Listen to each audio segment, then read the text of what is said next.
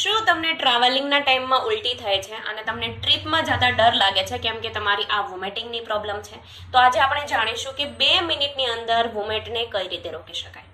Hello, this is doctor Chandrika Gohil. I am a naturopathist and acupuncturist. તો acupressure થેરાપીમાં P6 point એવો છે જેનાથી વોમિટને રોકી શકાય છે. આ P6 પોઈન્ટ આપણા હાથમાં, બંને હાથમાં કાંડાથી 3 આંગળી મૂકતા એકદમ વચ્ચે આવે છે. આ 3 આંગળી આપણે પોતાની જ મૂકવાની છે, જેને વોમિટ થાય છે તેની જ. આ 3 આંગળી મૂકતા એકદમ વચ્ચે અહીંયા પોઈન્ટ મળશે. તો અહીંયા તમારે દબાવવાનું છે.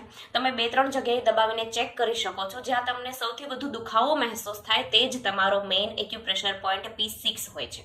તે પોઈન્ટ પર તમારે આ રીતે પ્રેસ કરવાનું છે અને તમે ટ્રાવેલિંગ પહેલા આ રીતે એક વટાણો પણ ત્યાં લગાવી શકો છો, જેથી તે પોઈન્ટ પ્રેસ થતો રહેશે અને તમને ટ્રાવેલિંગ વખતે વોમિટ નહીં થાય. આ વિડીયો તમારા એ ફ્રેન્ડને શેર કરો જે ટ્રાવેલિંગ વખતે વોમિટ કરે છે.